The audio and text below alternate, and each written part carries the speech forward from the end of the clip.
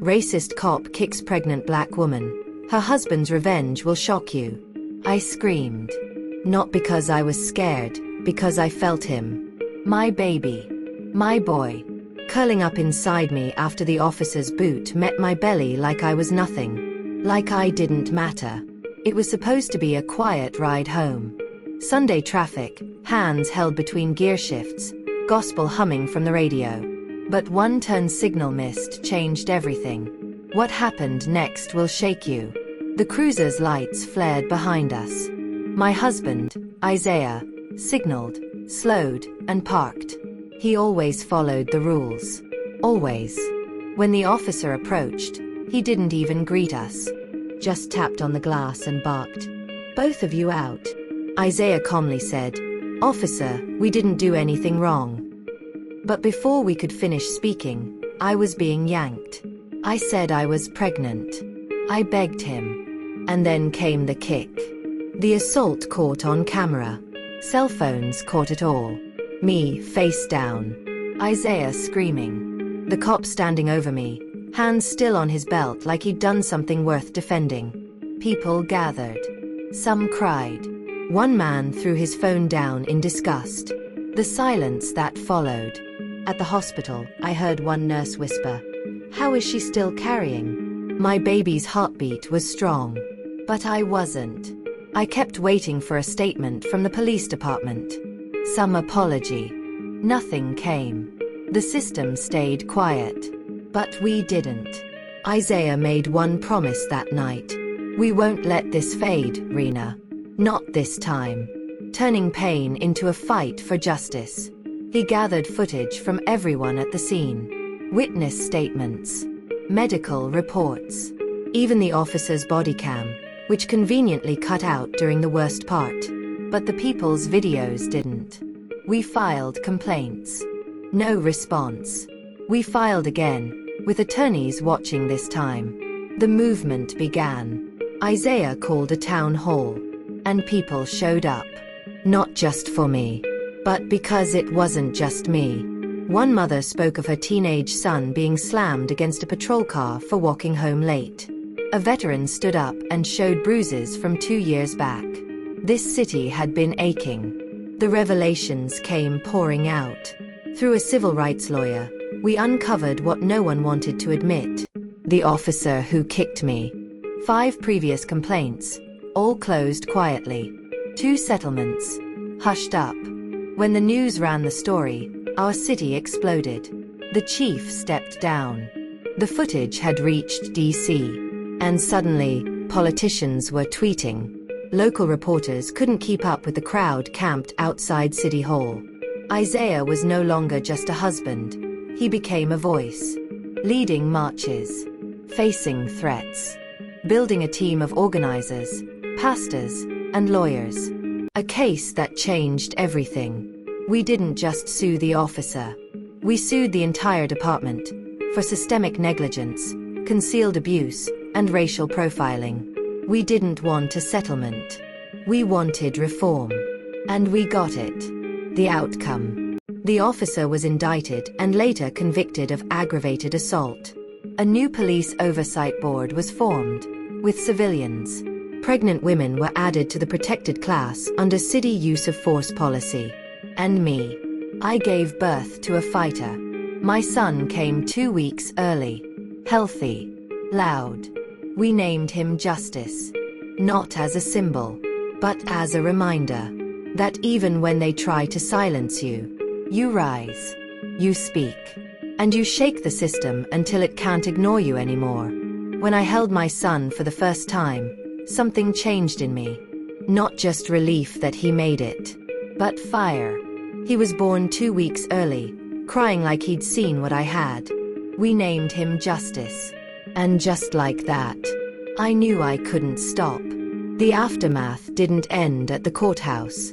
Isaiah and I thought things would get easier after the indictment.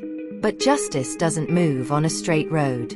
It stumbles, gets stalled, and sometimes it gets sabotaged.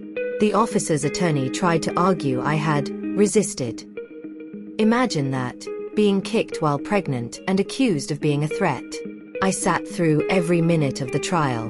I wanted the jury to see me, to see my baby, to look me in the eye and understand that what he did wasn't just a mistake.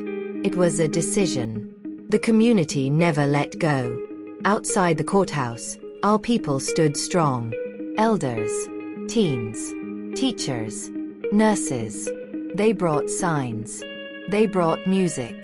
One elder woman brought sweet tea and told me, "Your baby's gonna walk in a better world, because you didn't give up." Every time I felt like hiding, someone reminded me we weren't alone. The verdict came in. Guilty. On assault. On misconduct. And for falsifying his report. He cried when they cuffed him. But I didn't. You see, I wasn't crying for me anymore. I was crying for every woman who didn't get a courtroom. Every name we chant that never made the news. Every mother whose belly was never spared. But the system still had teeth. Even after the conviction, the department dragged its feet on reforms. Body cam laws? Delayed. Use of force retraining? Underfunded. Complaints from citizens? Still under review. So Isaiah went back to work. He founded a non-profit, Born Free. A network for Black families impacted by police violence. Legal help. Mental health services. Doula support for pregnant survivors. Because while I healed, Isaiah built. And when people saw what he was doing, they built too. The city couldn't look away anymore. We had news stations calling every day. They weren't asking what happened anymore. They were asking, how do we help? Isaiah testified before the state senate. I spoke at Howard University to a room full of future attorneys. They gave me a standing ovation. But what stuck with me was a girl in the front row. She whispered, "My sister was 7 months when they tossed her. She lost the baby." We hugged for a long time. A new kind of revenge. Policy change. 8 months after the attack, the city passed a sweeping reform bill, banning chokeholds and prone restraints. Mandatory de-escalation training. Pregnant individuals now required medical check before detention. Civilian oversight panel granted full subpoena power. The officer's badge didn't just get revoked. He became a national example of what happens when the system is watched and forced to answer. My family healed in public, but we still had private scars. Sometimes, I still wake up shaking. I hear the siren in my dreams.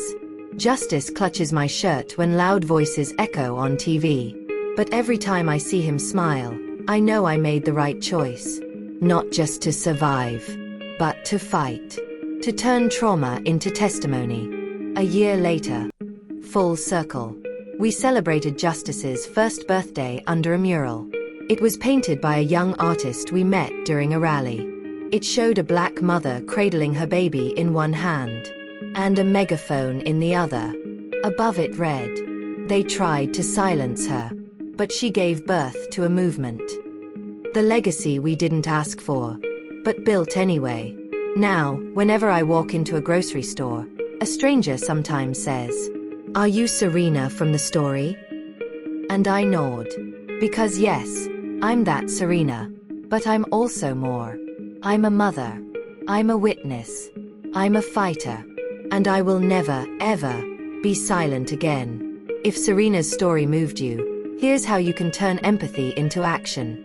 Support organizations that fight for police accountability and maternal health equity. Share this video to raise awareness about racialized violence, especially against pregnant Black women. Speak up when you see injustice. Your voice might be the one that tips the scales. Speaking head, drop a comment below. What would you have done in Serena or Isaiah's shoes? Your thoughts matter. Your voice counts.